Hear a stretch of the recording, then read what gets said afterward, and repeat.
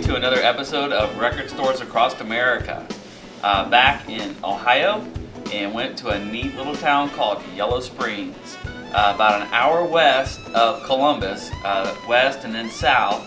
Nice little spot. It's near Xenia, Ohio, also near Wittenberg University of Wittenberg. So Yellow Springs, really cool place, really nice vibe, real nice college campus vibe there. Some really nice shops, Dark Star, comics is there, big bookstore, really cool music books, books of all kinds, and also comics.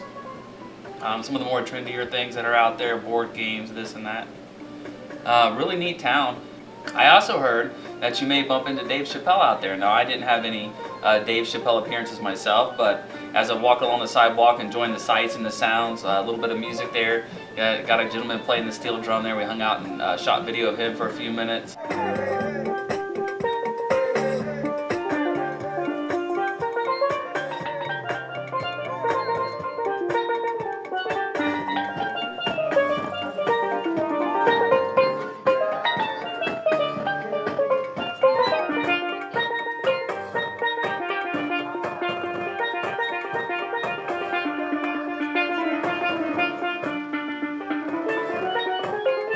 And then I finally made my way on over to what we came there for.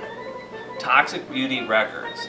Awesome record shop right there in a neat, tucked away in a neat little spot there. Go into the entrance, walk up this really cool like narrow stairway. To your right is a zombie apocalypse survival store. Not sure what that was about. It was closed, but I could look in and I can see some crossbows and some rations and some gas masks and things, some samurai swords. Looked pretty interesting. Too bad it was closed. But then over to the left was Toxic Beauty. Went in there, small shop. Very quickly struck up a conversation with the owner there, Josh. Great guy, and we were all over the place. I must have talked to him for 45 minutes while I was looking around, and sometimes we would just stop and talk. We shared so much information, and we were just all over the place with our conversation. But great guy, and picked up a couple of cool scores. So if you're ever in the Yellow Springs area, make sure you stop on by and check out this record shop, pick up some coffee, and check out the town of Yellow Springs. As soon as I walk in the door, the first thing that hits me is the SRV poster on the wall. There's this beautiful photo print of Stevie Ray Vaughan.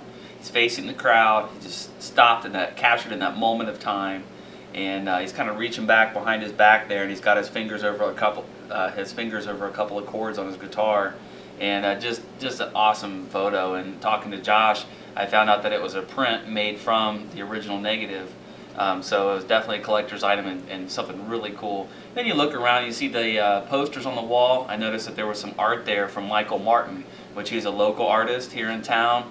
I've shown some of his artwork in my videos before, where he does these really cool concert promotion artwork. Alright, so that's the tour. Here's the score. I picked up 7-inch from the Heavy. This is one of their singles off of the album to follow up The House That Dirt Built. This is their single, What Makes a Good Man. This has one of the best bass lines that I've heard in a song in a long time. This really nice green marble vinyl. On the back side it has In Your Hands. I also found one I could check off my want list. This is what I've been talking about, guys. Some of the more elusive, harder to find hard rock from the late 80s, early 90s. This is Faster Pussycat's Wake Me When It's Over. Still has the hype sticker, open shrink, great condition, very affordable, and checked one off my want list, so really happy to find that there. There's the guys on the back there. And then I picked up Arcade Fire's new single, Reflector. It comes in this really neat package, but they make it look like it's a band name. It says The Reflectors, and if you look on the back, there's a song list here of about 14 songs on it.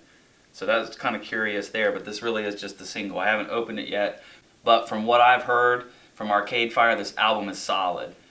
Great music. You're going to listen to this all the way through, and just has a lot of depth to it, a lot more depth than I feel some of the other their previous album had. Alright, so that's it for Yellow Springs. On my way back home, though, I stopped at an antique mall with a tip from Kyle from Lost Weekend. He said, go check out Heart of Ohio Antique Malls.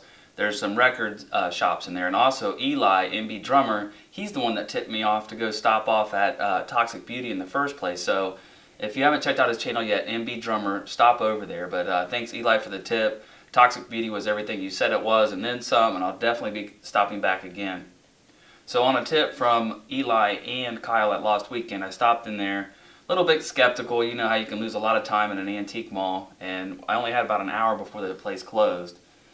So I walked up and was able to find one record bin. Had quite a few records in it, so I started flipping through, going through the H's, and I come across Hendrix. So I come across 3 sealed Hendrix albums, and I think that's pretty interesting because it's obvious that they've been there for a while, and they have been out of circulation for a while too. You could just tell it wasn't one of the newer ones. I found Are You Experienced, but it wasn't the 2008-2010 release. So I looked at that, that was kind of curious. I flipped through another one, and then I found they actually had a 1997 pressing of Jimi Hendrix, Experience Hendrix, the best of. So it was the best of Jimi Hendrix, but it was pressed in 1997, 2 LP set, and it was still sealed. The price tag on it made me scratch my head and debate, but I gave in and picked it up. I mean, just look at the album artwork on this. Look at this great picture of Jimmy on the front. He's got his velvet coat on, some jewelry. He's got his tie-dye shirt on underneath. I mean, this is just a fantastic album. Now, it is sealed. This is still original from 1997, so just thrilled, just tickled pink that I could pick this up. It has a lot of my favorite Hendrix songs on it, so it's very tempting to open, but I'm not going to do it. But if you check this out, this is MCA 2-11671, 97 pressing. If you have any more information on it than they offer on Discogs, leave me a comment or PM.